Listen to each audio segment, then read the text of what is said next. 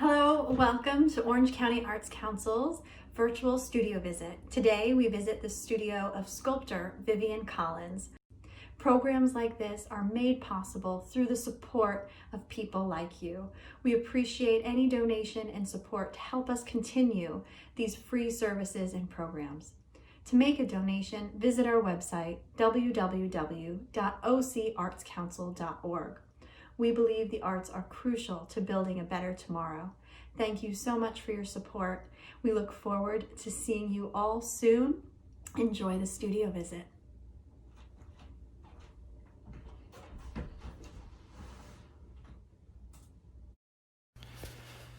Vivien Collens is a lifelong professional artist, now known for public sculpture, after earlier recognition for her work in painting installations in the 70s and 80s as Vivien Abrams. In 2015, she created City Blocks, her first freestanding sculptures, and exhibited them with her paintings in a solo exhibit at Gensler's Rockefeller Center Gallery. Following the exhibition, she delved into sculpture, learned to weld, and with support from Salem Artworks, work with metal. Collens has installed numerous large-scale sculptures since summer 2017, creatively combining themes of energy and architecture from her painting history with an expressive playfulness. Her colored sculptures have been exhibited in New York City, Katona, Kingston, Saratoga Springs, Glens Falls, Salem, Newburgh, Beacon, and in New Orleans and North Bennington, Vermont. Her work is in museums, corporate and private collections throughout the US. For more information on Vivien Collens, visit viviencollens.com. Arts Outreach virtual studio visits are presented by Orange County Arts Council in participation with the Newburgh Free Library. To learn more about programs offered by the Orange County Arts Council or to learn how you can become a member, please visit ocartscouncil.org. In 2008, once I no longer had many responsibilities for my family, I began renting space in this building. I was a painter at the time. In 2016, after I began making sculpture, a larger space became available, and I decided I'd better take it. I go to my studio almost every day. It's only an 8-minute drive from my house. I usually have a few things to carry upstairs. And when I get to the top of the stairs on the 4th floor, I'm out of breath. Once I open the door, I am happy to see my work displayed in the hallways. The spinning pendant is a prototype for a work I would like to scale up for a public area. Next you see a favorite painting from the 1980s, which has inspired much of my current work in sculpture. The color is sunny and happy, but I am primarily interested in the relationship of the center form to the geometric forms around the edges. Next to it is a 6 by 6 foot relief work from 1992, made from the jar tops of baby food my second daughter consumed. It's called Baby's Comforter. The next piece is made of hula hoops and children's toys which were recycled, and it's called Tools of the Trade. The yellow painting was made using a metal sheet from which circles had been cut, such as the one in the hanging pendant you saw in the beginning. I'm lucky to be able to store many of these pieces of metal I've collected right here in the hallway, so I'm reminded of them. Finally, I get to my studio and I open the door and I'm in my own world with my tools and all of the projects I'm working on.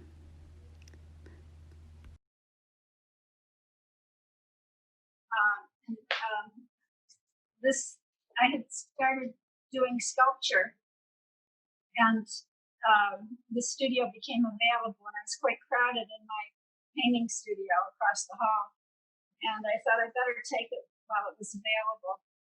When I first moved in here, half of it was for painting and half of it was for sculpture, but pretty soon the sculpture took over almost all of it. This is one of the things I've been working on during COVID. These are called samplers, and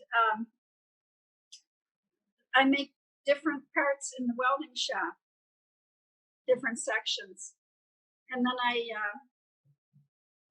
figure out how I want to I paint them, and I figure out how I want to put them together. I learned from my very kind curator that these can be fastened together with museum wax for display, and that it works quite well.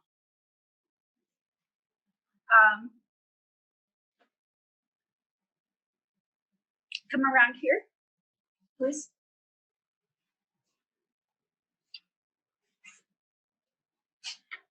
These are my earliest. These were my first sculptures called city blocks, and I had that urban studies show planned at Gensler, and I had organized all these scraps of wood, and they were in a box, and they were laying horizontally.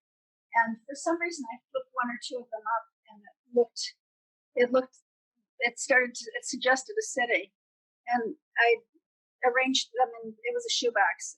But then I realized I could do that on a small scale in little boxes, and so I made this whole series called City Blocks. And when the Gensler people saw it, they wanted to show them. Some of them were very crude, like this. Now, Vivien, can I ask you a question? Okay. You started as a painter, and I think you just mentioned when you started doing sculpture. What was your reasoning, some insight of what made you go do the transition from painting to sculpture? Well, you saw in the hall that my work had always been sculptural, that I was doing assemblage. I didn't think of it as sculpture because it was on the wall.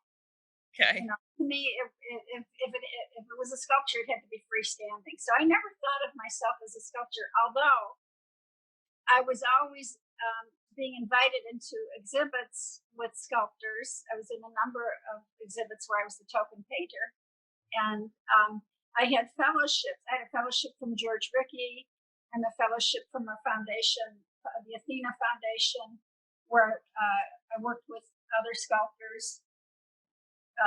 Was started by Mark DeSuvero, and so there were quite a few situations where curators would select me to exhibit with sculptors.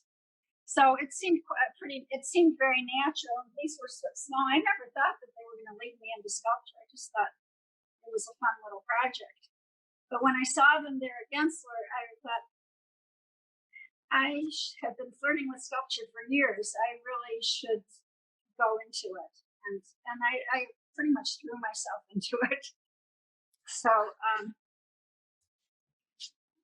okay, so back to, so these are organizers. This was one of my early welding projects where I take hollow tubes that are square or rectangular, and I connect them, and I use them for pencil holders or tools or whatever, and I have them all over the studio. They're not that, these were some of my early ones, and they're not that great at the welding. It takes a lot of practice. I work in aluminum, not steel. Aluminum is much, much harder to weld. I weld with MIG aluminum. This is this little steel piece that I did last summer, and the welds are very neat, and it's really secure, and it's a lot easier in steel. This is when the first time I was in a welding shop was when my Foibles Gifts piece was commissioned, and they had all these strips of metal there that were cut-offs, and I bent them and started playing with them, and I loved the fluid quality of the metal, and that's really what was the beginning of where I started to do my squirt series. This over here, you saw in the beginning, you saw some of the outdoor installations of it that are quite large. And that was a commission to replace some dying trees in an orchard in the Hudson Valley. And there's one orange, one yellow, and one green. And I think that led me to this Arbor Series over here, which I've been doing during quarantine, because those are the squirts are kind of tree-like. They're related to nature. To me, they kind of mediate between nature and geometry, because everything comes out of the square too. So I'm always trying to combine the two directions I have, the fluid organic curves that I like to use, and the structure, the architectural structural geometry. Anyway, so the Arbor Series here started. I found a lot of these hollow steel tubes, and I tried doing a lot of different things with them, and finally I decided to bend them and rivet them together, because during quarantine I couldn't get to the welding shop for a long time. So, and then I painted them, and I can actually do a little demonstration showing you how these developed. That would be wonderful.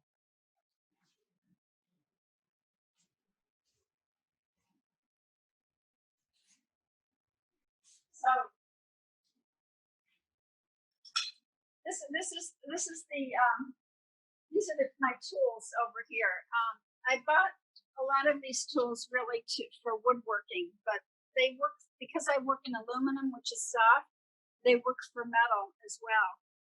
So this is the chop saw, and I cut up the aluminum here into little. I take an aluminum tube and I cut it into a lot of small pieces. And the drill press, the bandsaw. I don't use that too much on the aluminum. And then over here, this is the key piece for the Arbor Series. This is a metal brake, and it bends pieces of metal. And I'll just do a quick demonstration how I do that. So I just put it here in one end of it. Usually you bend sheet metal with it, and you can fold it and make like a box, 90-degree angles. But I wanted to use it a little differently, so I just put it in there, and I can bend it and make a linear, make it more linear and more interesting looking than a cylinder. So then next thing I do, I pounded the ends, because how was I going to connect these? So I pound the ends, and then I go over to my drill press. It's a little bit high for me, so I have to stand on a paint can. And I'm just going to turn it on and throw it in.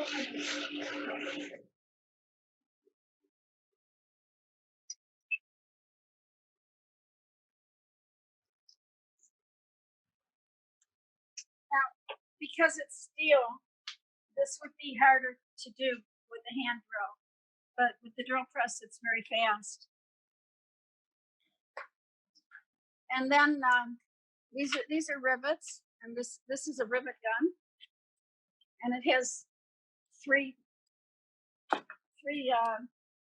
nozzles. I don't know what you call them, but anyway, there's different size rivets you can use, and I'm using fairly small ones. So I'm just going to connect. It's just a little bit easier if it's clamped at first.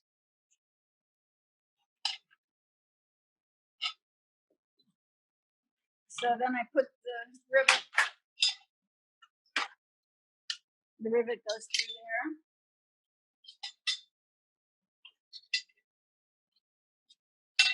And that goes.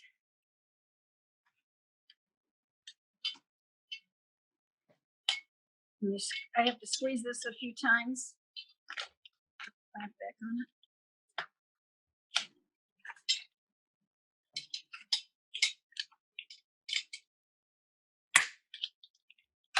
And the end came out, and I've now connected these two pieces. What I really like about the rivets is that I can bend. I have a lot of flexibility to bend the pieces, which enables me to create the forms that I want. Also, I can bend the steel more too. Now, if I scale this up, I hope I can scale these up. I'd love to do one of these large scale that you could sit underneath like a tree. So I'm not sure how it's going to work when I scale it up, but I imagine it'll be similar. Jason, somebody asked how she learned to use her tools. Oh, I had a resident. Some of the tools I knew how to use because my early work was wooden assemblage, so I did know how to use this a lot of tools back from the 70s when I was doing large scale wall-mounted assembled paintings or shaped paintings. But the newer things, I had a residency at Salem Artworks, a wonderful place. I really recommend it to artists who want to learn these skills. And first day there, they said, you're going to learn how to weld. And it was 90 degrees, and they dressed me up in all this a coat and a hood, all kinds of gloves, everything. It was just awful, but it turned out that I really did like to weld, and they helped me build a large scale piece there called Kenergy was the first piece I did there, and I've done several other sculptures, 2 other sculptures there as well. So I learned a lot about tools there, and then also the place where I weld here in New Windsor. The shop has a lot of tools. It's a machine that will make curves out of the metal tubes, and so that's how I make the curved stems for the Sport Series. I have another. Huh? I have another question for you that's related. Yeah, sure. What is your most important artist tool? Is there something you can't live without in your studio? They're all important. I mean, as a sculptor, the welding machine in the welding shop, which isn't mine, I rent it. But that enables me to sketch. I consider my small scale pieces, like the small scale pieces, as sketches. They're not perfected, and it's a way of working out my ideas 3-dimensionally, so that I can scale them up. And then if I scale them up, I have people to help me because they'll be much heavier and making large sculptures with activity. So I'd say the welding machine is probably the most important. Otherwise, I should be working with just doing cardboard models like I was before. So I showed you. I showed you the painting up front, and I said I wanted to make it that it was influential. This is an idea for a large-scale, room-size sculpture related to what the center of that painting looked like. And then on the outside of the painting, remember the geometric forms, a lot more of them. And I had them make arrangements of these however they wanted. And I photographed them, and my idea was and then I asked them one question about it. My idea was to do a show sometime where I would have photos I took of them with what they made, and their answer to my question about the experience of making it, all the way around the wall. And in the center of the room would be a large-scale model of this piece, and with these with other geometric forms coming out of it. So this is like a knot, and these are where they it becomes unknotted and it becomes something. Yeah, I've got two questions for you. You're really generating questions here. One person asked, do you use a software program to scale up? How do you figure out how it will look when you scale up? And the other question is AHA new or old anymore like this? AHA is brand new. It's not quite finished. And there's another one in process, which is also not finished. You can go right over it. This is in process, also not finished. I call them word stacks, because one letter has changed on each row. It's related to that idea of layered stacking things up. Do all the time in sculptors because you want to save space. So the best way to save your workspace is put things in the box and stack them up so you get more workspace. So it's kind of a natural activity. So, but it also when I started that piece up there, the black one, I think it's called binaries. But I was thinking about the activity as a child when I was learning to read and write, and you had to draw circles on ruled paper and straight lines, one after the other, row of circles, row of straight lines, and then you put them together to make letters. And that was really the beginning of that series. Plus, it reminded me of samplers that young women did in their childhood, the olden days. I'm going to get to the software question in a minute. This is what's left of my painting studio. It's a very small corner of the studio. I don't really do very many paintings anymore. I have at home. I have a room set up where I am doing some works on paper, painted works on paper. Okay, this part of the studio is now the sanding, and finishing, and cleaning area, and I have my Dremel tools here, and I can do a lot of the fine tuning on my models with all of this equipment. I love the Dremel tools. My dad actually had one when I was growing up, and my dad. I was supposed to be a boy named William, and my dad.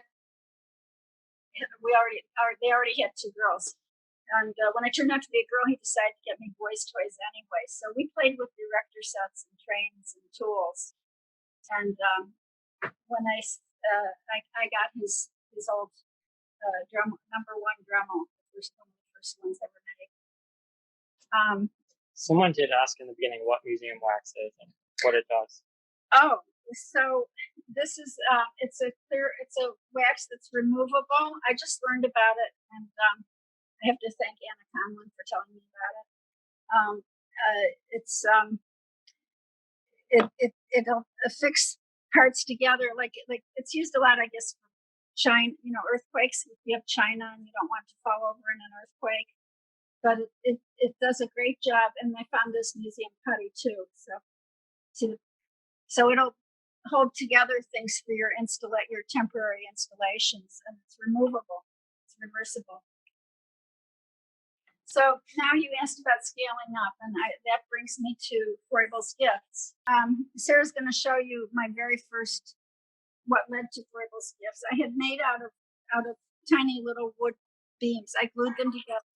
So there was something about that shape that I liked so much that I had more of them made. I had them scaled up, and I had them made.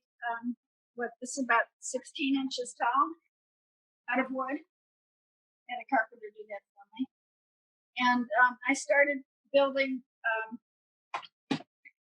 Here they were. Here's a picture of them painted, and I started building with them. I had read that Friedrich Froebel.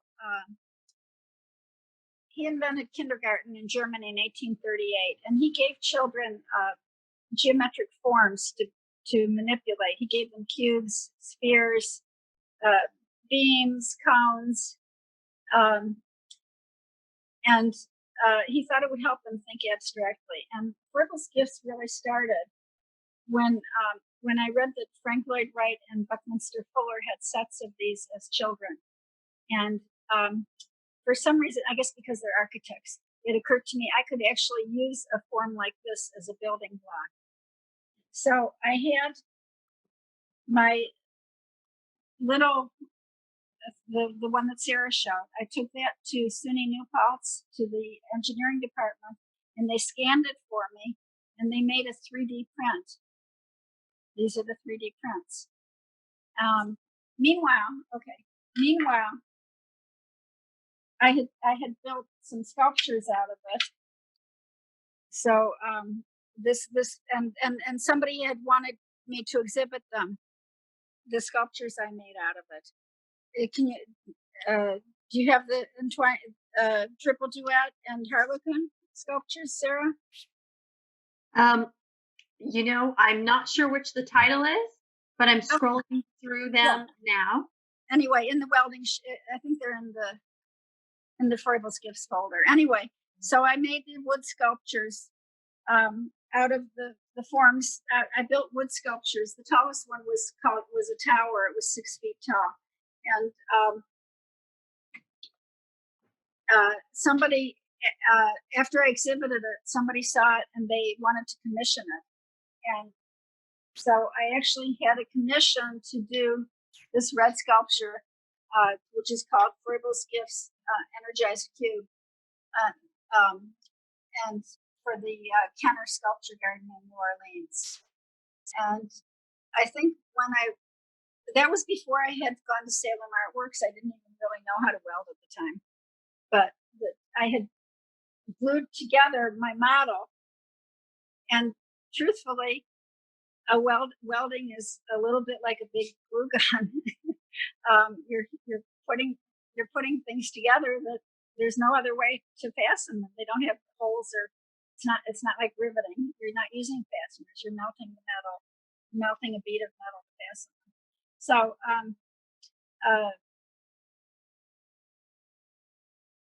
where was it? So the Froebel's Gifts was commissioned, and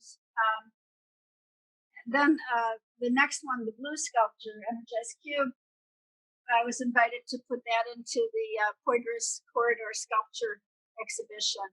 So I did that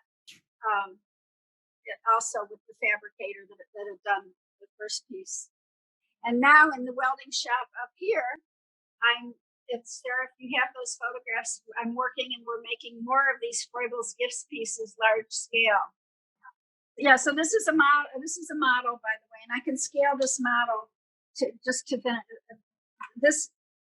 The 3D print equals 42 inches, a 42-inch high module made with 3-inch beams. So that's how I scale it. I hope that answers the question.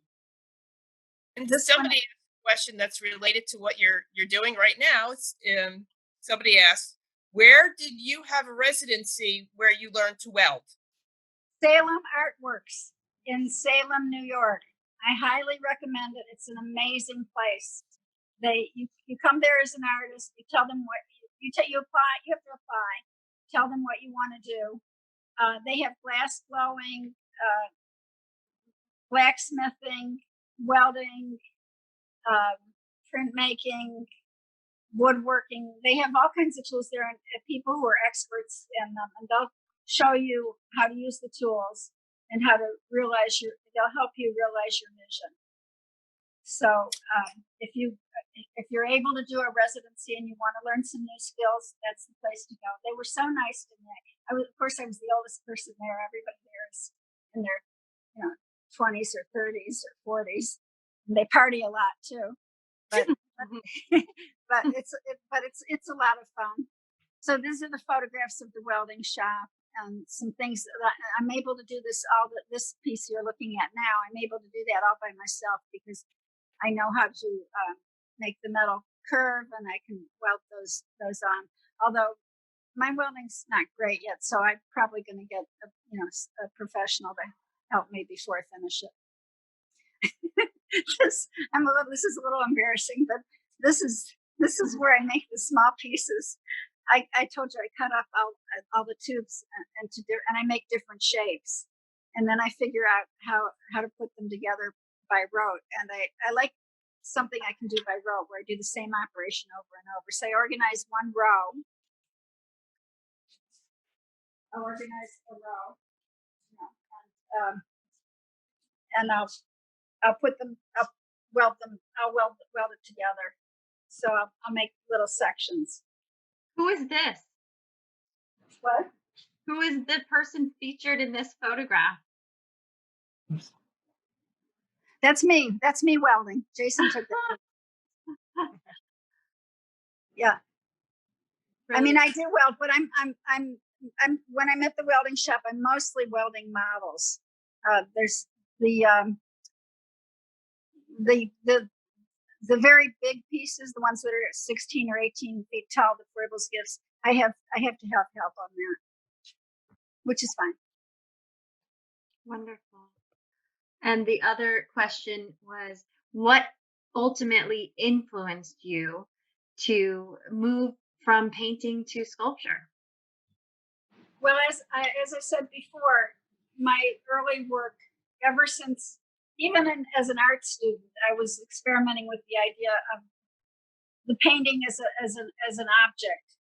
There was a lot of formal discussion about what is painting when I was in art school, and the painting is a three-dimensional object and not a window. And so I did pieces where I wove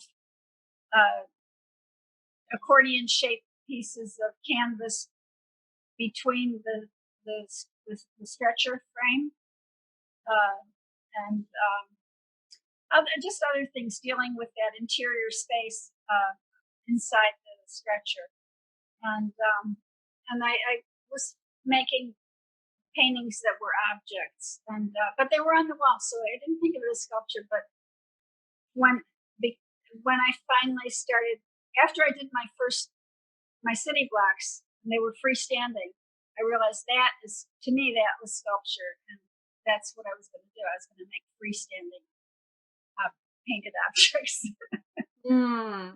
Was there a specific piece that you made when you first realized that you were moving into sculpture?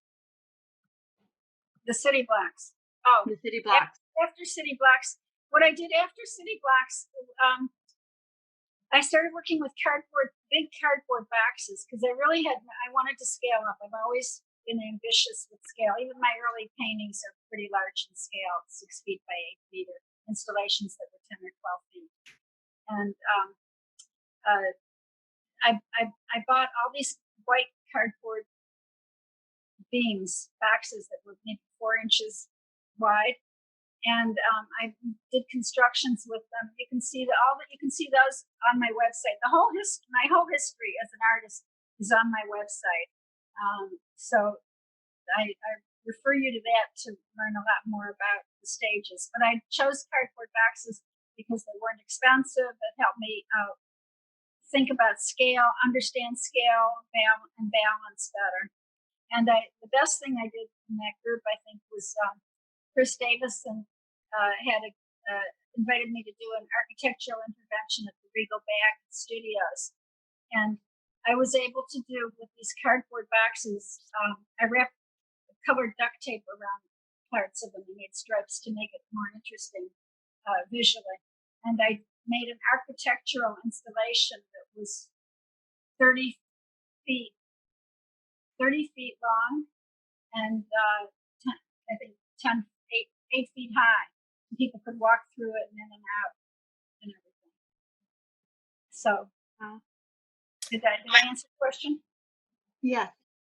Okay, let's see what else I have here. If your family was not a family of artists, what gave you the idea to become an artist? Well, my family liked art very much. We we lived with art. I mean, we had paintings and sculptures in our home. Wait, one more thing.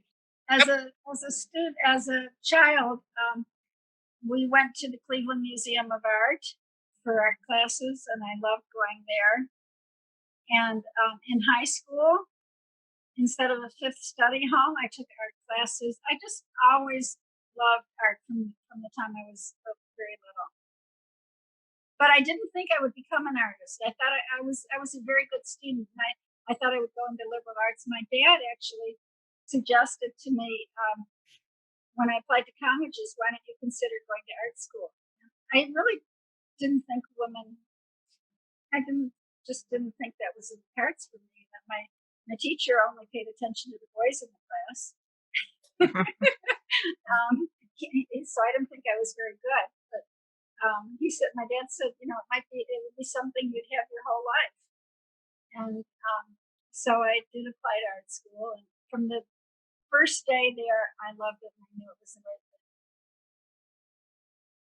So it's good for your dad. Yeah. I'm very grateful to my dad and my mother that they both supported me to become an artist in different ways. So here's another question that's related to education. Who or what are some of your biggest influences? Oh, good question. Well, Mondrian, Sarah, could you please pull up the picture of Tribeca Twist? Sure thing. When I first moved to New York, I went to the Museum of Modern Art and I saw Mondrian's Broadway Boogie Woogie, which I had already knew about from my art history classes. But to me, Mondrian really that painting epitomized New York. And this is about 4 by 4 inches, and it's done on top of a reproduction of Broadway Boogie Woogie. And it's called The Romance of Electricity. I had a fellowship at Yaddo, an artist colony, and I read a book there by one of the artists by one of the writers called A Peep into the 20th Century. And it talks about the first execution by electricity when Westinghouse and Edison were competing not to have their devices used for the electric chair. And anyway, while I was reading this book, there was a reference to a pamphlet called The Romance of Electricity.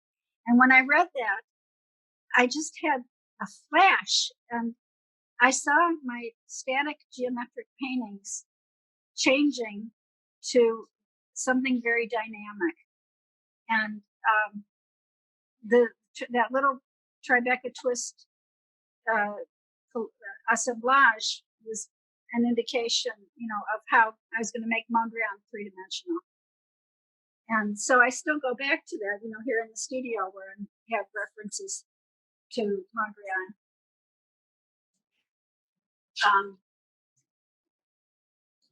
Now living in the Hudson Valley, of the nature and the energy and growth of nature is influencing me too. I would say energy has always been one of the subjects of my work. That blue piece over to the right, it's got like a little bit of a feathery top. Yeah, that's. I don't have a title, but it's supposed to represent water flowing.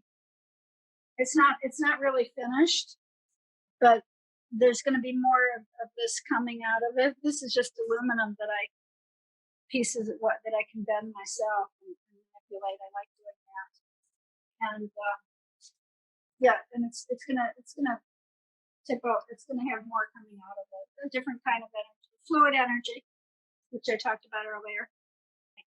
Put it with something else. For instance, when I first got to Salem Artworks, I made all these tripods because I bought all these curved tubes. I didn't know how to make them, but the square tubes that make the legs of these, they had at the sculpture at the metal junkyard, and went to Salem, took me there, and they said, get whatever you want. It's not expensive, and we'll cover it. And so I like these 8-foot hollow aluminum tubes. And I bought a lot of them, and I started cutting them up and mixing them with plate metal. And I made these tripods, which I'm using as bases for my sculpture, but they're also very comfortable to sit in. Especially because, I guess because of the tilt, it's comfortable. I'm not sure why. And a group of these was shown at the Salem Museum last year. I put words on a lot of them, and it was called Context. And because they take on a different meaning depending where you have them. But now they become bases for my sculpture.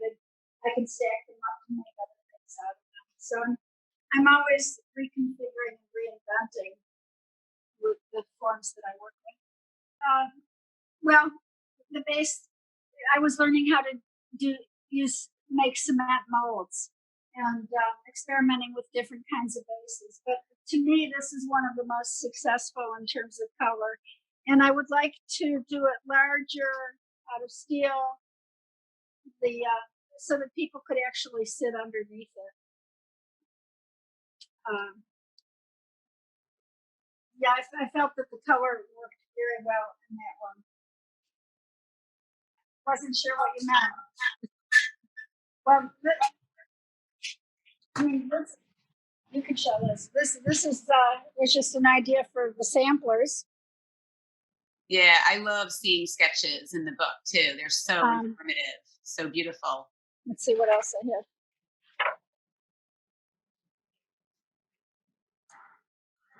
For the squirt pieces.